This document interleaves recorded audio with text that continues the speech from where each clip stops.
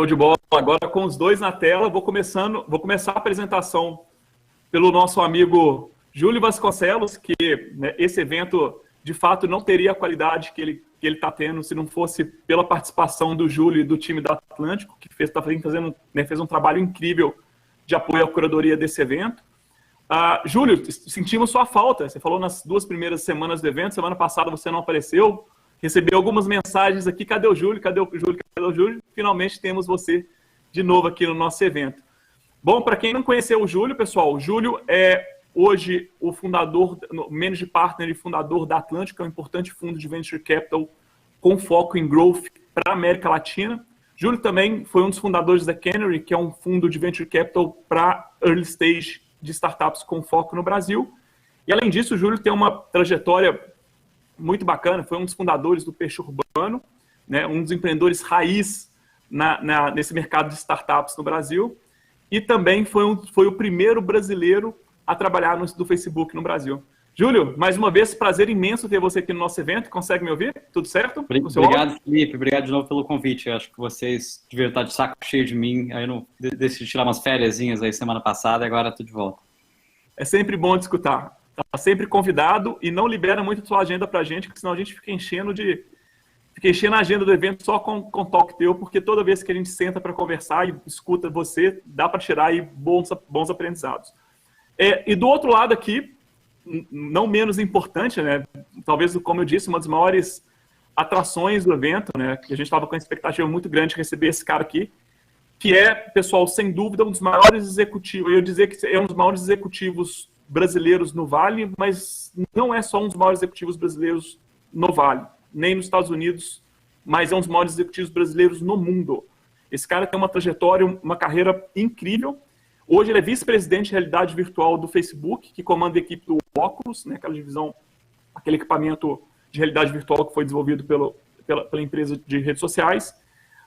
O Hugo também tem uma história muito bacana. Ele foi vice-presidente da divisão global da Xiaomi e foi responsável pelas operações dos produtos. Eu estou pedindo até desculpa aqui, porque é tão extensa a lista de coisas que esse cara já fez para não perder e não deixar nada sem passar.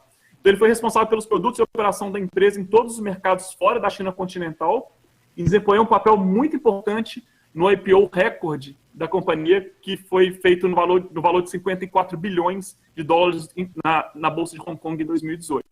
Além disso, teve uma passagem incrível pelo Google, né? E é um cara que é formado no MIT, é um cara que tem mestrado em engenharia, mestrado e graduação no MIT.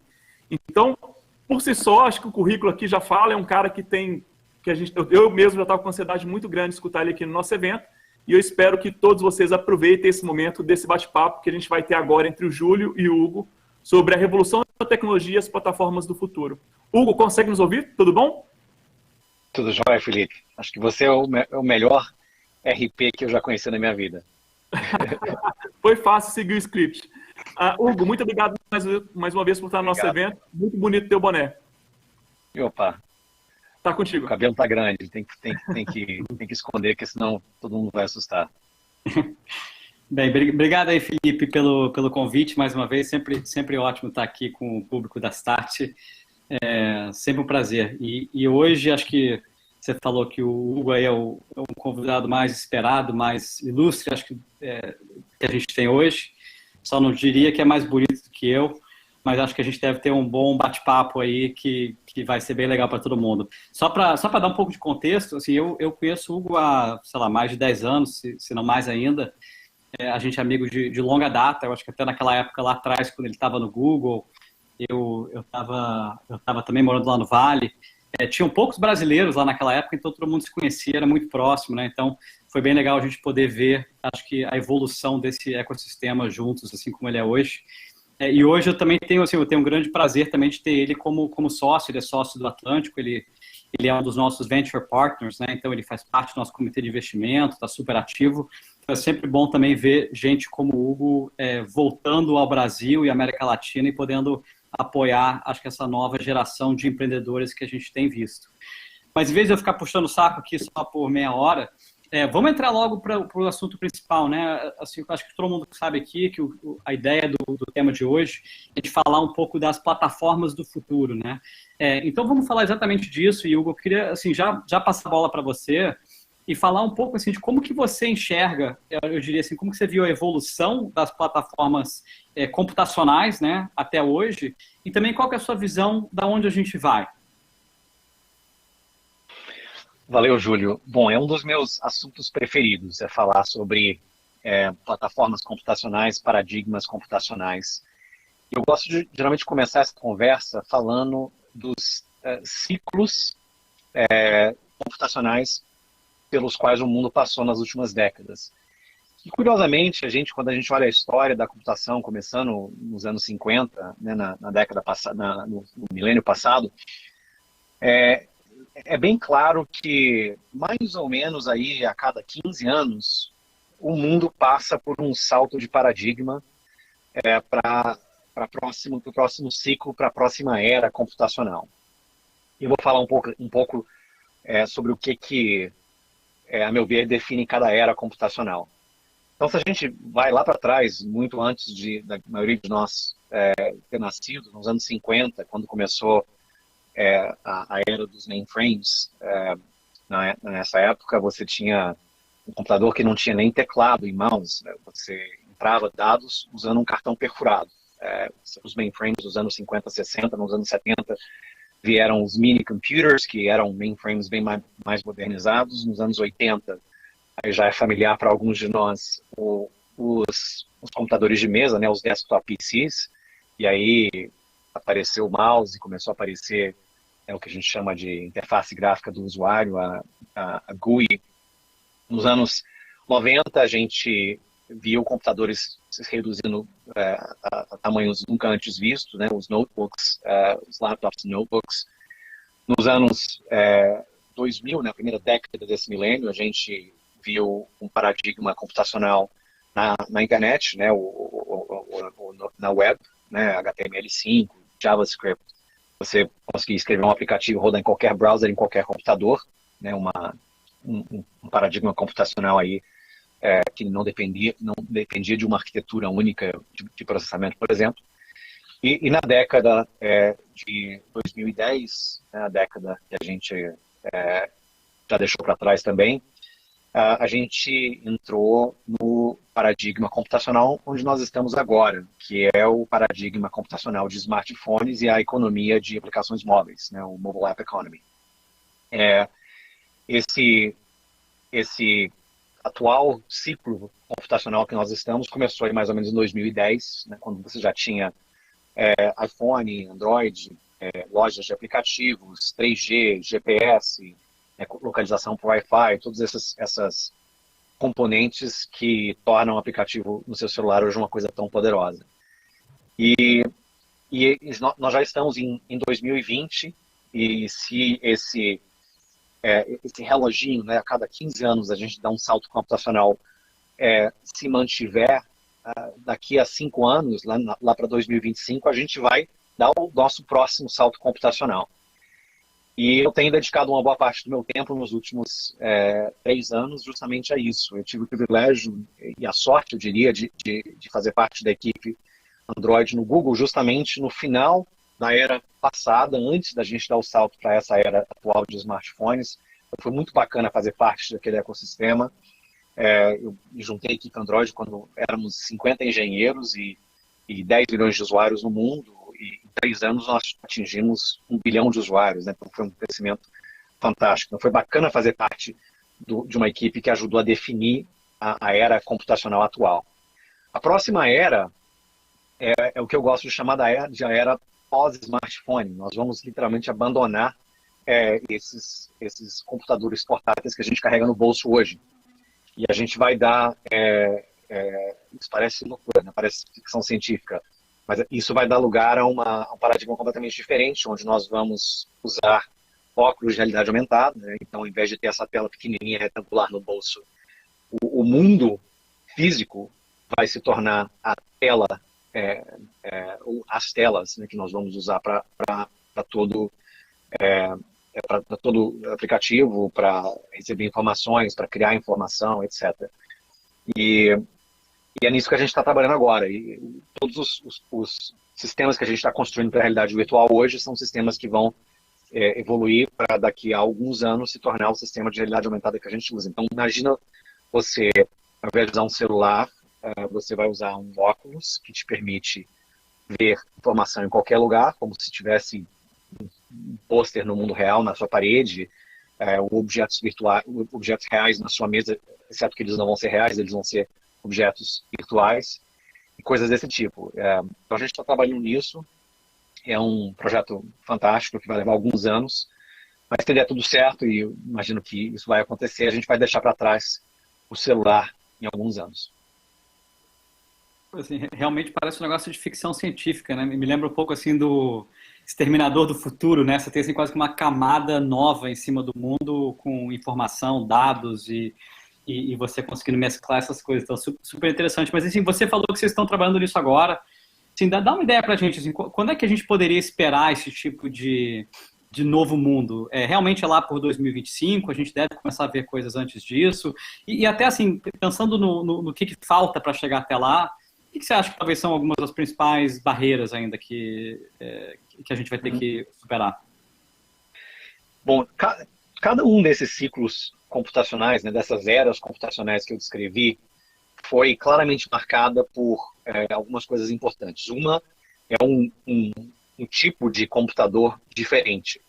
O computador que a gente tem hoje é um computador totalmente portátil que cabe no bolso, que é isso aqui. O computador do futuro, como eu falei, vai ser um óculos. E você criar esse computador no futuro exige uma série de tecnologias que não existem hoje, né? Você tem uma tela de resolução 4K num projetor que você quase não consegue enxergar de tão pequeno que ele é. Isso exige tecnologias inteiramente novas. Outro negócio que sempre mudou em cada era computacional pela qual a gente passou é o paradigma de entrada de dados, de manipulação de dados, né? Você usava mouse, depois você começou a usar os dedos, né? Essa ideia de gestos em tela capacitiva, né? Você consegue fazer zoom, rodar as coisas usando o seu dedo, o que a gente faz hoje no nosso smartphone. No futuro a gente vai usar as mãos em interfaces muito mais tridimensionais. A gente vai ter o que a gente gosta de chamar de microgestos, ou seja, com a mão no bolso, você fazendo pequenos movimentos com o seu dedo, usando uma pulseira que é capaz de ler os sinais elétricos que chegam no nervo antes de passar para o seu músculo, você consegue detectar movimentos de dedo muito pequenos. E uma série de outras tecnologias interessantes para que a gente realmente consiga dar esse salto. Uma coisa que é muito importante é que também tem sido diferente em cada uma dessas eras computacionais, geralmente são paradigmas de construção de software, linguagens de programação, arquiteturas de sistema completamente novas, né? Hoje, o que a gente usa hoje para desenvolver um aplicativo móvel é completamente diferente do que a gente usava há 10 anos atrás para fazer um aplicativo web, que era totalmente diferente ao que a gente usava 10 anos antes disso para fazer um aplicativo Windows, por exemplo. São linguagens novas, são metodologias novas, são approaches completamente diferentes, arquitetura de dados completamente diferentes. Isso vai acontecer na próxima era computacional também. A gente vai ver linguagens de programação completamente diferentes do que o que a gente tem hoje.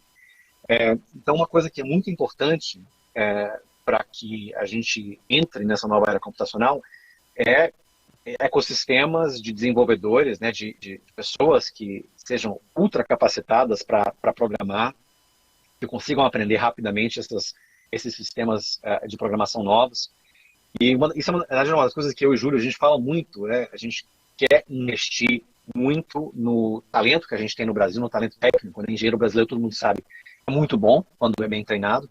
Então a gente tem falado muito sobre isso. É meio que um dos meus sonhos é ter uma base de talento no Brasil que seja capaz de rapidamente aprender esses novos paradigmas, para que quando esses paradigmas comecem a chegar, o setor de tecnologia no Brasil está pronto. A gente tem engenheiros treinados, temos gurus de software que já estão especializados nesse novo paradigma antes mesmo dele chegar completamente. Eu tenho até um exemplo que eu gosto de usar, uma empresa do portfólio da Atlântico, que é a Tribe, é uma empresa totalmente focada em treinamento de desenvolvedores de software com altíssima qualidade. que a gente gosta de falar é que a Tribe é mais seletiva do que o próprio MIT, né, uma das melhores universidades do mundo onde eu estudei.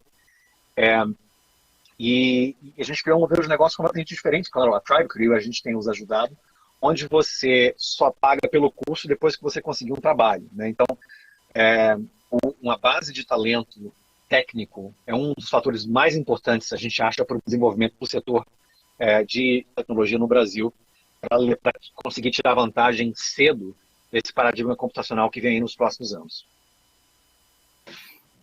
Bem interessante. Assim, realmente negócio de ficção científica mesmo. Assim, acho que também fico muito otimista vendo assim que o Brasil pode participar, né, dessa construção dessa próxima onda aí de inovação e dessa nova criação, dessa nova plataforma, né, computacional.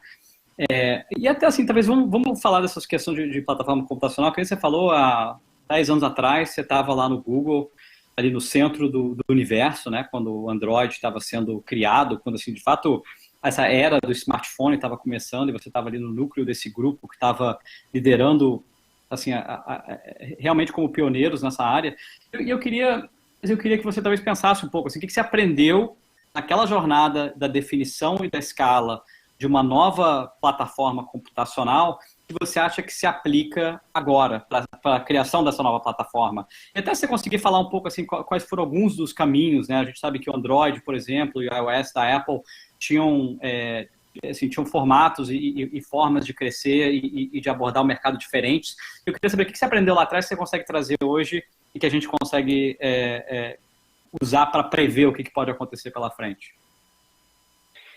Eu acho que um dos fatores mais importantes para o sucesso do Android é o fato de, pelo menos no começo, a situação hoje é um pouco diferente, ter sido uma plataforma completamente aberta. Uma plataforma que, claro, é de responsabilidade dos engenheiros do Google, mas uma plataforma em cima da qual qualquer fabricante de celular, por exemplo, pudesse desenvolver. E isso permitiu que o ecossistema Android crescesse mais rapidamente do que qualquer ecossistema que a gente tenha visto na história da computação. A gente foi, como eu falei há poucos minutos, de 10 milhões de usuários, né, por volta de 2010, a mais de 1 bilhão de usuários 3 anos depois. E isso é inteiramente resultado desse approach aberto, né, o semi-aberto, que o Google teve com o Android, que eu acho que foi um dos grandes elementos de sucesso. Eu não tenho a menor dúvida que a próxima plataforma vai passar por um processo semelhante. Eu acho que vai existir players com plataformas mais fechadas, né? A Apple é o maior exemplo disso.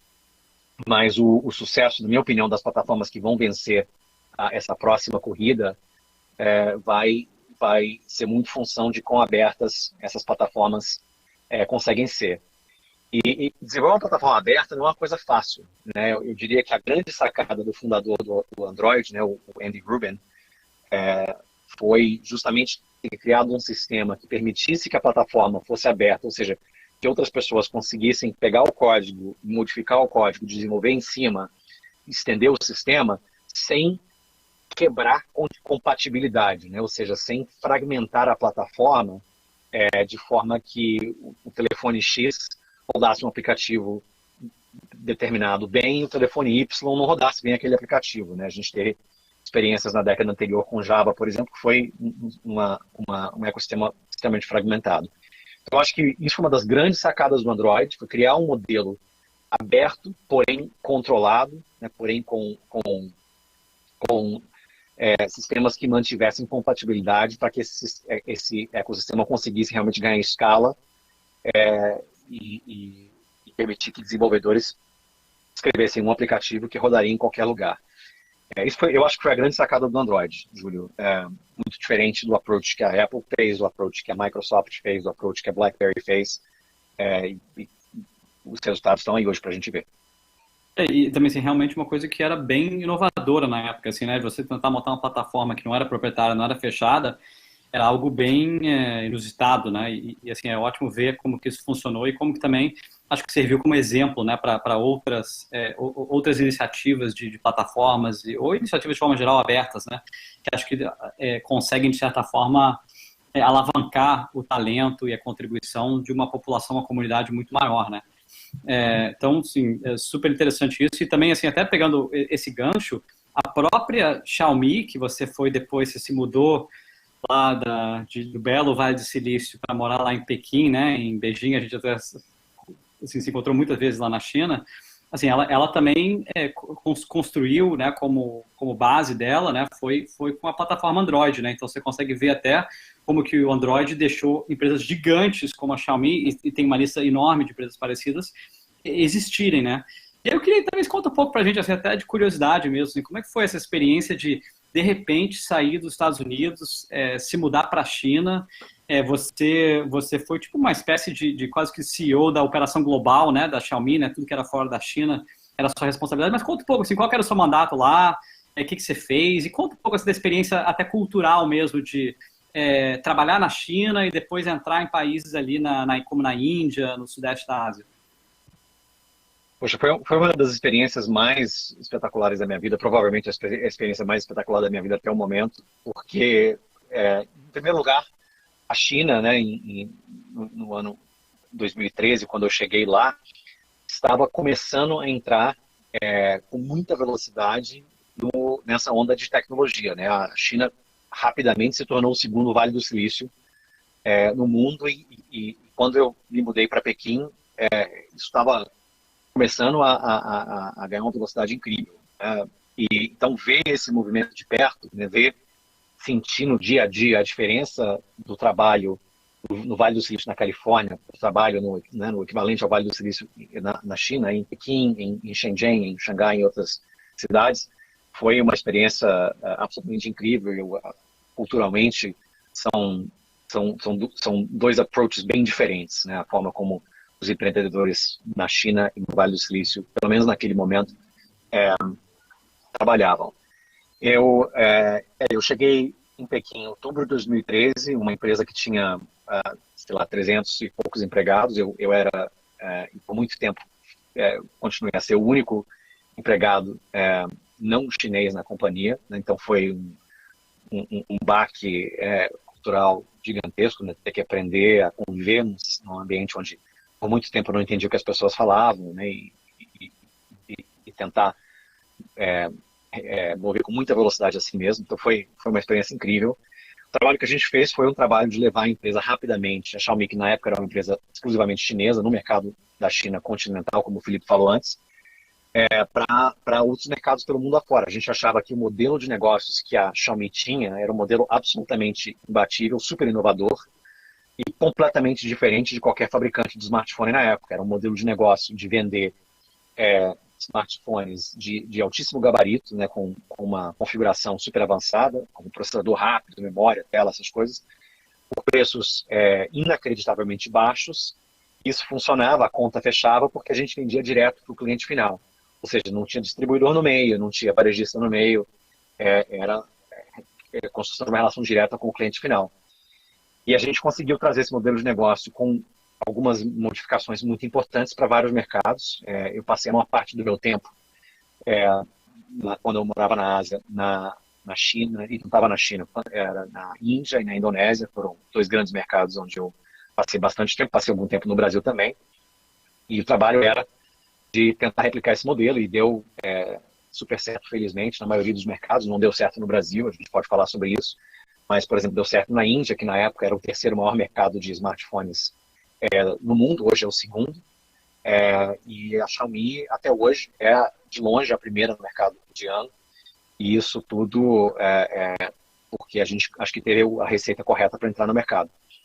Por que não deu certo no Brasil? Júlio, não deu certo no Brasil por duas razões. Uma foi, eu acho que um impedimento sistêmico.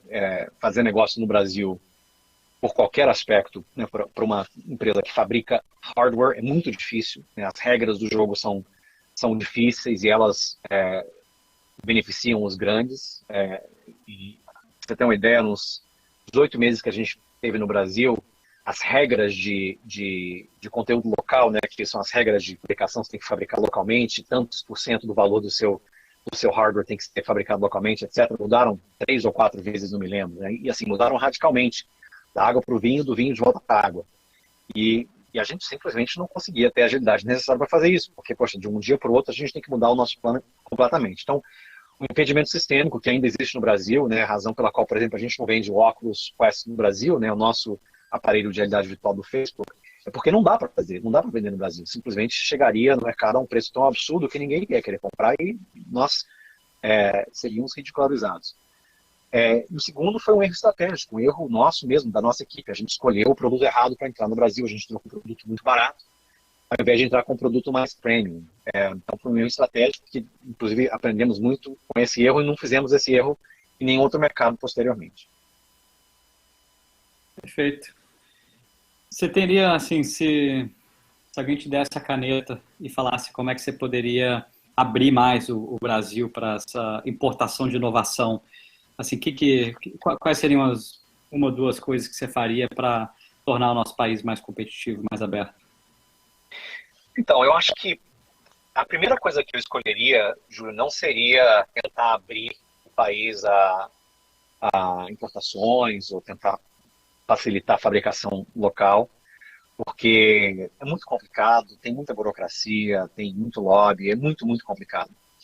Eu acho que o lugar onde eu gostaria de mexer, e claro, a gente tem feito isso com nossa atividade no Atlântico, é tentar convencer a maior quantidade possível de pessoas que o Brasil, eu acho que um pouco diferente da Índia, certamente da China, da Indonésia e de outros mercados que estão crescendo rapidamente em tech, é um país onde a gente consegue criar empresas de tecnologia globais. Isso eu acho que é uma coisa muito importante e muito única do Brasil. Eu tive na China, na hora que os unicórnios chineses estavam crescendo, era um unicórnio novo a cada semana, né? A China hoje tem centenas de unicórnios. O unicórnio é uma empresa com um valor de mercado acima de $1 bilhão. A Índia hoje tem mais de 30 unicórnios, se não me engano. A Indonésia também tem uma quantidade gigantesca. E o Brasil tem aí os seus 13, 14, 15 unicórnios e várias empresas, acho que, sei lá, dezenas de empresas com valor de mercado de mais de $100 milhões, que vão ser os próprios unicórnios. A diferença é que eu acho que os unicórnios brasileiros têm um potencial gigantesco para ser globais. Porque o brasileiro é muito mais cabeça aberta, o brasileiro é muito mais global, o brasileiro é muito mais ligado com o que está acontecendo no mundo. E, francamente, o nosso mundo no Brasil não é muito diferente do resto do mundo. O mundo na Índia, o mundo na China, o mundo na Indonésia é completamente diferente do resto do mundo. São sociedades, são culturas com características muito, muito únicas que você não acha em outros lugares do mundo. Então, por exemplo, é muito difícil para uma empresa chinesa, uma empresa indiana, uma empresa da Indonésia, ser uma empresa global. É difícil. Então, essas empresas acabam sendo empresas totalmente focadas no mercado nacional. O Brasil tem esse potencial de criar empresas globais. Já temos alguns bons exemplos. A Wildlife, né, uma empresa de jogos, de dois irmãos paulistas, o Vitor e o Arthur, são amigos nossos, são fantásticos. É uma empresa global, uma empresa fantástica. Teve na imprensa aí nos últimos meses, todo mundo viu. O Nubank é uma empresa brasileira, fundador colombiano, porém uma cofundadora brasileira e uma equipe totalmente global. O bacana do Nubank é que é uma das empresas que hoje, e tem vários outros exemplos, tem contratado executivos americanos, europeus, executivos do mundo inteiro. Dentro do Nubank fala-se inglês, nas reuniões, nos e-mails, etc. E isso é uma coisa que você não veria de forma nenhuma na Índia ou na Indonésia, ou muito menos na China. Então, isso para mim é uma das coisas mais bacanas do movimento de tecnologia que está acontecendo no Brasil. Interessante isso, assim, também vale a pena ressaltar, né, que assim, não só a gente tem empresas globais, você citou a Wildlife, que, enfim, que é um mega caso de sucesso na área de jogos, entretenimento, você também tem a Gympass, que é outro unicórnio brasileiro, né, que também um dos maiores mercados é Estados Unidos, é Europa, assim, é um ótimo pioneiro nesse mercado. E acho que tem alguns exemplos, estilo Nubank, eu colocaria talvez até a iFood nesse setor, que são empresas que ainda boa parte, ou quase majoritariamente o mercado todo deles é Brasil, mas o que eles construíram no Brasil, ou em alguns casos na América Latina, é muito maior, assim, muito mais impressionante do que pega o Nubank, qualquer outro banco digital no mundo, né? O Nubank, acho que, se não me engano, é o maior banco digital do mundo, né? E é uma coisa que a gente tem hoje só no Brasil. Você começa a pensar nisso, né? Que assim, o melhor banco digital do mundo é hoje no Brasil, o potencial dessa empresa quando você olha para 5, 10 anos na frente, né? Não tem porquê uma equipe e com ambição do Nubank, de novo, acho que a iFood também é outro ótimo exemplo, assim, é um dos líderes globais do ponto de vista de entregas, de delivery. Não tem por que essas empresas não se tornarem líderes globais nesses setores. Então, acho que é um ótimo ponto, e acho que o que também ajuda a gente bastante é que você pensa no mercado chinês. O mercado chinês, o teto é muito alto, né? Então, se você se torna uma empresa muito grande na China, você meio que você tá bem, né? No Brasil, você acaba chegando num teto que é um pouco mais baixo. De certa forma, os empreendedores que são ambiciosos, eles querem sair do Brasil, querem além, querem ir para o mundo. Então, acho que a gente acaba até indo para fora muito mais cedo, e acho que isso pode gerar ali grandes casos de sucesso. Você citou a Wildlife, que eu sei que é uma empresa que você investiu como investidor anjo. Acho que você não faz lá muitos investimentos como investidor anjo, mas parece que quando você faz, você acerta bem, né? Acho que o outro palestrante aqui na conferência da Start, que também você investiu como anjo, é o Henrique da Brex, né? Na própria Xiaomi, se eu não me engano, você entrou lá no começo como anjo, então você assim, tá com sorte ou muito talento. Conta um pouco, assim, como é que você assim, pensa do ponto de vista de investir, né? Quando você conhece essas empresas, por que você investiu nelas? O que você busca nelas? O que você busca em outras empresas que você vai investir? Eu não sei se você se lembra disso, Júlio, mas quem me apresentou a Wildlife foi você. Lá atrás, pode ser. Então, eu tenho bons amigos bem conectados. Hoje em dia, eu estou super animado com o que está acontecendo no Brasil e tenho conhecido empreendedores fantásticos. Eu hoje concentro os meus investimentos no Brasil via Atlântico, né? Eu acho que a missão do fundo que a gente criou juntos é totalmente alinhada com essa ideia de criar empresas globais. Você não é tão bonito quanto você acha, Júlio, mas, poxa, o Júlio é uma das pessoas mais bem conectadas, mais progressivas e mais futuristas que a gente tem no ambiente de tecnologia no Brasil. São poucos os casos, eu adoraria ser um desses, mas certamente não sou, porque eu estou aqui nos Estados Unidos, de empreendedores que tiveram sucesso global, que voltaram para o Brasil, né? O Júlio passou pelo Facebook lá no comecinho, ajudou a criar a companhia, liderou o Peixe Urbano, a empresa acabou sendo vendida para um grande player na China, morou no Vale do Silício, empreendeu no Vale do Silício, investiu em empresas no Vale do Silício, voltou para o Brasil com toda essa carga intelectual de experiências práticas, né, de empreendedorismo, para montar uma plataforma que não existe no país, né? Então, eu acho que por isso que eu resolvi focar a minha atenção nessa plataforma e me sinto super privilegiado de trabalhar não só com o Júlio, como com outras pessoas, o Guilherme, né, que foi CEO da Uber no Brasil, por exemplo. A gente pode falar um pouco mais sobre isso depois. Mas o meu foco atualmente é realmente de investir via a nossa plataforma, que é o Atlântico. Mas, como você vai contratar o Felipe de RP, eu vou contratar você também. Então a gente parece aqui. Uma obrigada aí pelo tudo que você falou.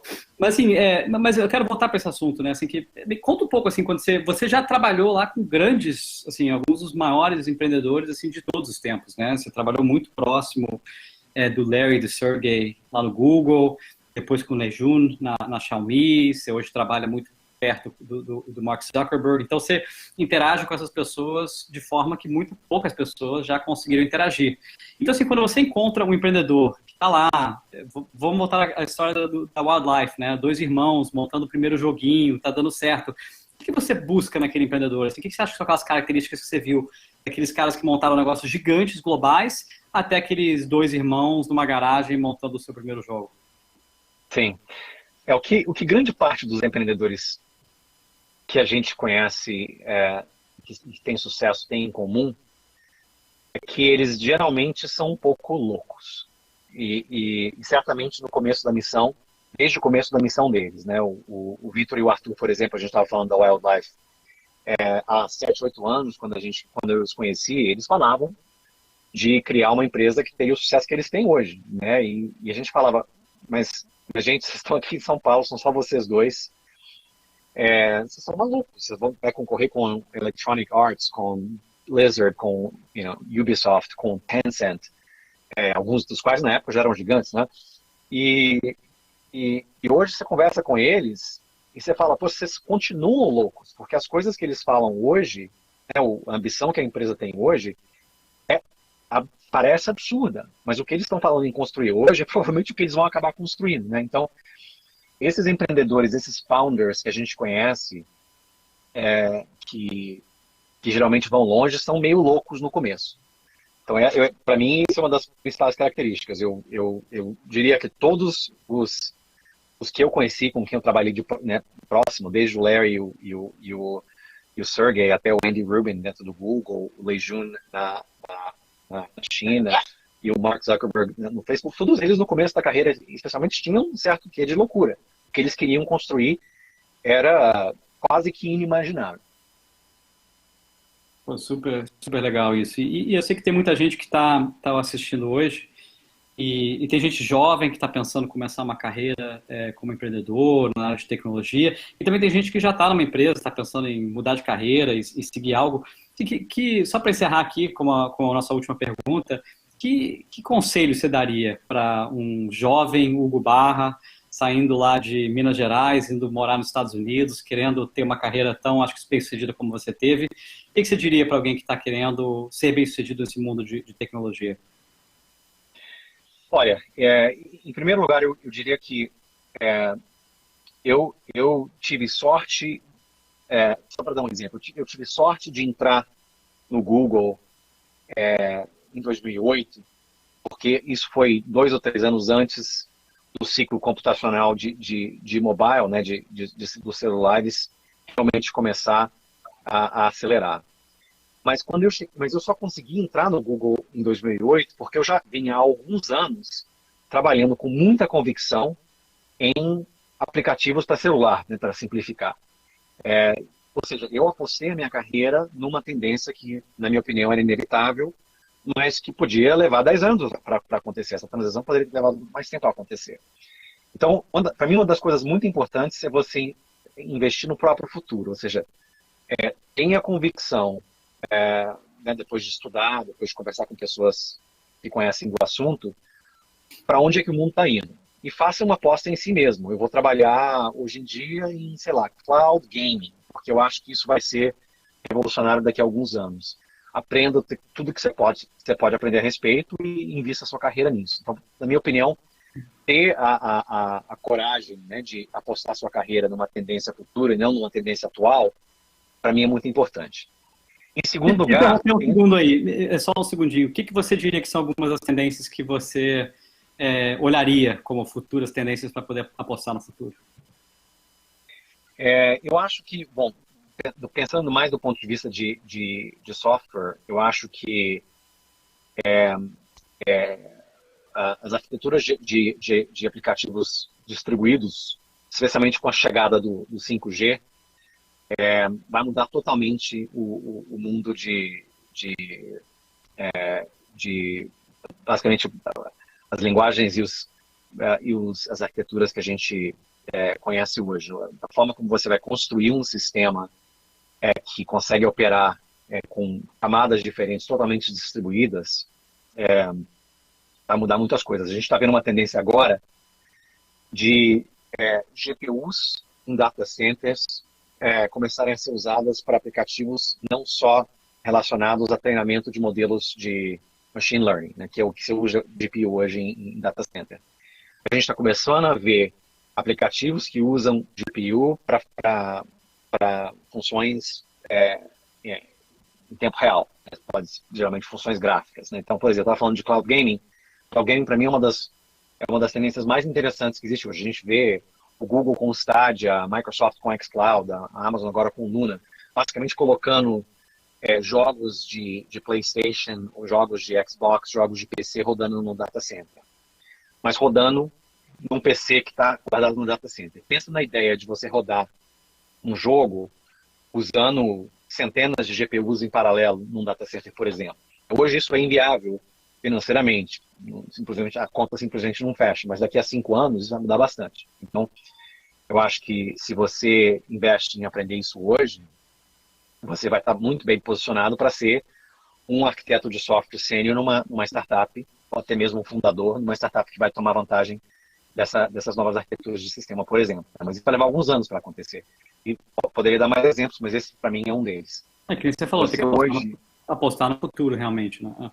Exatamente. Você hoje se tornar um especialista em machine learning é necessário para você dar o próximo passo, mas esse paradigma já está aqui, né? Então você não vai se diferenciar se você focar somente nisso. Por isso que você tem que buscar a próxima onda, tentar enxergar, olhar para o horizonte e fazer uma aposta em qual vai ser a próxima onda.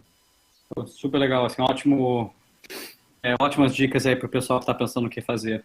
Felipe, eu sei que você também ia pegar algumas perguntas, né, do grupo, da plateia. Não sei se você quer pegar agora. Claro. Eu faço uma ação para você fazer as perguntas. Claro, obrigado, Júlio, obrigado, Hugo. Certamente ficaria aqui mais boas horas batendo esse papo com vocês dois. Incrível, assim, acho que, Hugo, o teu jeito de pensar e o teu jeito de nos provocar a sempre enxergar a próxima curva, baseado desde a história da computação até hoje, é bem provocante e bem interessante. E, Júlio, cara, impressionante as pessoas que você consegue, de fato, juntar ao redor de ti, né? O Hugo, todo mundo conheceu hoje, né? Está junto contigo na Atlântico. O Florian, que também é fundador da Loft, está junto contigo. O Guiteres também, que já participou algumas vezes do Silicon Valley Web Conference, está contigo também. Então é impressionante como que você consegue juntar tanta gente boa ao teu redor, e aquilo que o Hugo disse é verdade. De fato, você é um dos caras mais bem conectados, mais bem relacionados aí no ecossistema de inovação, empreendedorismo, startups, não só no Brasil, não só na América Latina, mas não tenho dúvida que, né, em função dessa conexão toda que você criou no Vale do Silício, acaba sendo também um dos caras mais bem conectados no mundo nessa indústria. E a pergunta que eu trago é para vocês dois, já que eu vou fazer uma única pergunta em função do nosso tempo que está estourando. A pergunta que chegou para a gente foi o seguinte: para alguém que está empreendendo e buscando um investidor, como vocês aconselhariam escolher um bom investidor? Baseado, né, acho que tá um pouco essa pergunta está um pouco dada, né? Acho que a primeira resposta é: vamos olhar o time desses investidores, vamos olhar quem faz parte desse fundo e o que eles fizeram no passado. Só isso vocês já levariam de lavada da Atlântico, né? Pô, incrível esse time que vocês estão juntando. Mas Hugo e Júlio, compartilha com a gente. Quem quer empreender e está buscando um investidor agora, o que buscar nesse investidor? O que, na opinião de vocês, é o que mais destaca, que mais pode contribuir para uma jornada empreendedora? Posso primeiro, Júlio? Quer falar você? Você. Tá, bom, eu acho que o melhor tipo de investidor que você tem, dado que hoje tem muito investidor por aí com dinheiro e pronto para investir, é o investidor que gosta de dar pitaco. É o investidor que gosta de se meter nas conversas dentro da companhia e da opinião. E isso, geralmente, para que essas sejam boas opiniões, exige que esse investidor seja basicamente um operador, uma pessoa que empreendeu, que construiu companhias, que trabalhou em companhias com trajetórias relevantes e importantes, que teve sucesso e que aprendeu bastante. Então, procurar investidores que tenham sido operadores no passado, para mim, é muito importante. Falando nesse tema de dar pitaco, né, o investidor muitas vezes não sabe, não conhece o assunto profundamente, né, e não sabe dar pitaco em tudo. Vai dar algum pitaco em estratégia, vai dar algum pitaco em contratação, vai dar, né, algum pitaco em padrões de organização da companhia, por exemplo. Mas não tem nenhuma pessoa, nenhum investidor, nenhum grupo de investidores até que sabe tudo. Então você tem que procurar também um investidor que, além de ser operador, tenha uma rede incrível de pessoas que são bons operadores e que estejam disponíveis para ajudar. O que a gente tentou montar com o Atlântico, e você já falou um pouco sobre isso agora, Felipe, é justamente essa rede de pessoas que podem ajudar, pessoas que tiveram experiências semelhantes, né, ou que vão estar muito mais bem posicionadas para dar um pitaco, às vezes, do que a gente. Então, além dessas pessoas que você mencionou, do Florian, do Gui Telles, do próprio Júlio, com essa trajetória maravilhosa que ele teve, a gente conseguiu construir um network global de pessoas muito interessantes, sejam eles outros investidores que já viram companhias parecidas, fundadores do Vale do Silício, chefes de departamento em empresas de vários tipos diferentes, pessoas que têm network para recrutamento, etc, etc. E todas essas pessoas são operadores, são pessoas que já estiveram numa posição parecida a desse empreendedor que a gente está tentando ajudar. Então, procure um investidor que tenha uma rede de contatos de pessoas que sejam operadores, que saibam construir companhias, que saibam resolver problemas parecidos com os problemas que você vai encontrar pela frente. Eu acho que assim, fora esse elemento de conhecimento, poder dar um input que agrega valor, e essa questão de rede, contatos e network de forma geral, eu acho que também tem um lado mais pessoal mesmo, que é, assim, você tem que pensar que o investidor que está investindo ali, você tem que pensar naquilo muito como um casamento, né? Vai ser uma pessoa que, se a empresa der certo, você vai estar interagindo com essa pessoa nos próximos 10 ou mais anos, né? Então, assim, a forma também que a coisa é feita, né? Assim, a forma do trato, a forma da interação, é como assim escolher um amigo, né? Não tem uma resposta certa ou errada. É assim, quem que é um bom amigo, quem que é um bom sócio. E tem gente que gosta de gente que bate mais, que fala de uma forma mais delicada, que é mais quantitativa, que é menos não sei o quê. Então, assim, tem um lado de fit muito pessoal também. Então, assim, o que eu diria para os empreendedores é tentar, de fato, investir muito tempo em conhecer os possíveis investidores. E, de novo, assim, não tem uma resposta certa ou errada. Do lado pessoal, assim, pensa se eu tivesse passar aqui 10 horas com essa pessoa, como que seria a experiência? Será que eu estou aprendendo dela? Será que as interações são produtivas? Isso é muitas vezes não só a forma que o investidor ou a investidora interage com você, mas também a forma que você né? Assim, a forma que você é receptível, a forma que você gosta de interagir. Então, eu só colocaria esse ponto adicional aí, o que vocês dois já falaram, que, de fato, o como também, muitas vezes, é tão importante como o que, né? Show de bola. Muito bom, Júlio. Muito bom, Hugo. Muito obrigado por participar do nosso Silicon Valley Web Conference. Agradecer bastante esse evento. De novo, Júlio, agenda, se deixar a tua agenda aberta, eu vou estar buscando para uma próxima sessão aqui do evento. E, Hugo, você está sempre convidado. Poxa, toda vez que a gente organizar alguma coisa relacionada ao Vale do Silício, vai ser um prazer imenso ter você junto conosco. Muito obrigado mesmo por ter compartilhado tanto ensinamento, tanta coisa legal aqui nesses quase 40 minutos de papo. Obrigado, Felipe. Impressionante o que vocês construíram. Então, de parabéns. Isso mesmo. Valeu, gente. Vejo vocês na próxima. Muito obrigado. Abraço, gente. Tchau, tchau. Boa noite.